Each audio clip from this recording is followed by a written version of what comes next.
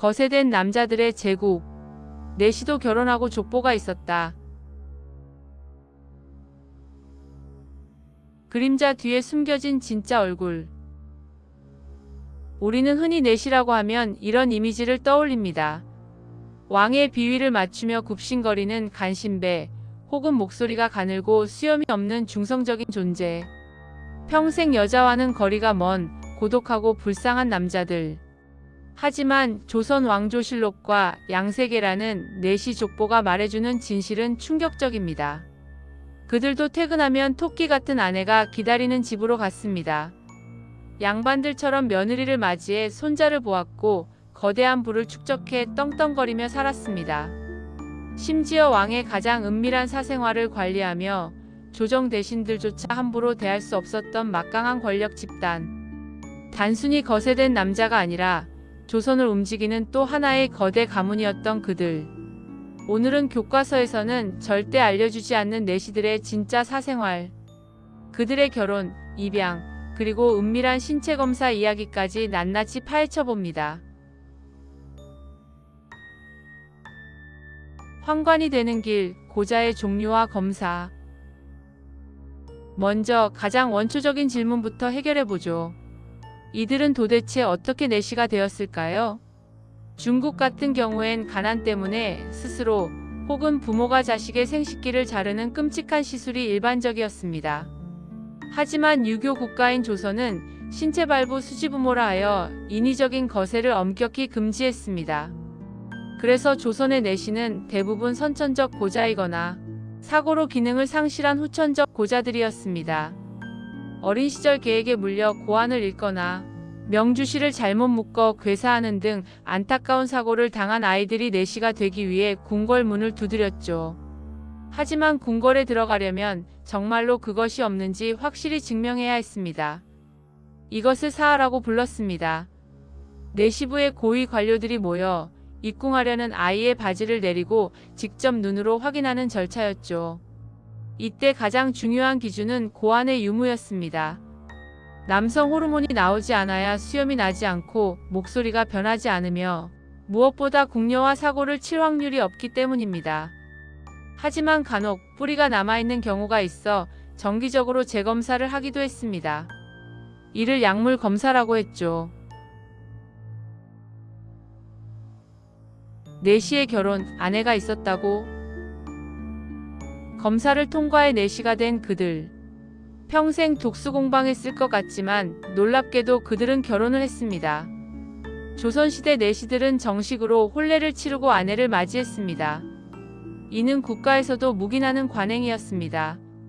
그렇다면 왜 결혼을 했을까요? 첫째는 음양의 조화라는 명분이었고, 둘째는 내시 역시 늙으면 자신을 돌봐줄 가족이 필요했기 때문입니다. 그렇다면 아내는 누구였을까요? 궁녀였을까요? 아닙니다. 왕의 여자인 궁녀를 건드렸다간 목이 달아납니다. 내시의 아내는 주로 일반 양민의 딸이나 몰락한 양반가의 여식들이었습니다. 성생활도 못하는데 왜 내시에게 시집을 가? 라고 생각하시겠죠. 하지만 당시 내시는 권력과 재력이 보장된 1등 신랑감 중 하나였습니다. 굶어 죽는 것보다 부유한 내시의 아내가 되어 평생 떵떵거리고 사는 것이 낫다고 판단한 처녀들이 많았습니다.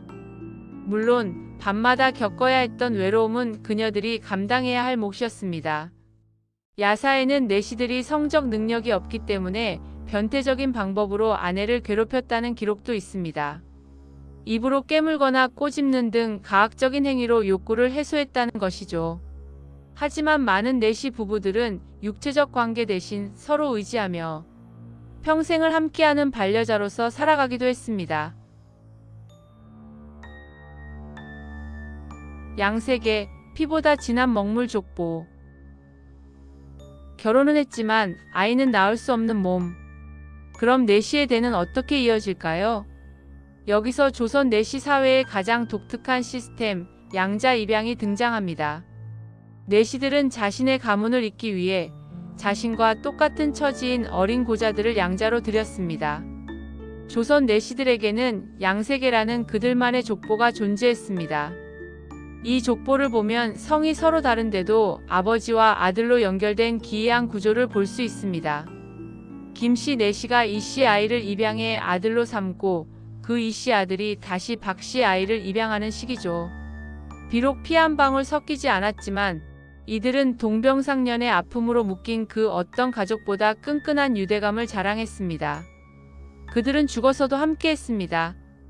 서울 노원구 초안산에는 조선시대 내시들의 집단 묘역이 있습니다. 비석에는 통정대부, 상선 같은 관직명과 함께 양자로 들인 아들과 손자의 이름이 빼곡히 적혀 있습니다. 죽은 뒤 제사상을 받아먹고 싶은 욕망, 가문을 남기고 싶은 욕망은 내시라고 해서 다르지 않았던 것입니다. 왕의 남자, 그들이 가진 막대한 권력. 내시들이 이렇게 족보까지 만들며 가문을 유지하려 했던 진짜 이유. 바로 그들이 가진 막강한 권력과 부 때문입니다. 내시는 왕의 그림자입니다. 왕이 먹는 것, 입는 것, 자는 것, 심지어 왕의 말 한마디를 전달하는 것까지 모두 그들의 손을 거쳤습니다. 왕을 만나려면 내시를 통하지 않고는 불가능했습니다. 그래서 영의정 같은 고위 관료들도 내시의 수장인 상선 영감에게는 깍듯하게 대우하며 뇌물을 바쳤습니다. 전하의 기분은 어떠신가? 이 정보 하나가 목숨을 좌우하는 시대였으니까요. 이 과정에서 내시들은 엄청난 부를 축적했습니다. 임진왜란 때 선조가 의주로 피난 갈 때 왕을 업고 뛴 것도 내시였고 왕의 사비를 관리한 것도 내시였습니다. 그들은 한양과 경기도 일대에 어마어마한 땅을 소유했고 흉년이 들면 양반들에게 돈을 빌려줄 정도로 부유했습니다. 내시 가문에 시집 오려는 여인들이 줄을 섰던 이유, 이제 아시겠죠? 차별 속에 피어난 그들만의 리그. 남성성을 잃어버린 비운의 존재. 사람들에게는 병신이라 손가락질받고 사극에서는 늘 비굴한 조연으로만 그려지던 내시. 하지만 그들은 그 비극적인 운명에 굴복하지 않았습니다.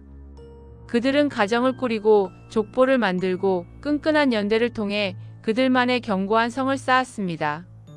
어쩌면 그것은 차별과 멸시가 가득한 세상에서 살아남기 위한 가장 처절하고도 인간적인 몸부림이 아니었을까요? 왕의 그림자로 살았지만 가정에서만큼은 한 집안의 가장이고 싶었던 남자들. 조선 내시들의 진짜 이야기는 우리가 알던 것보다 훨씬 더 치열했습니다.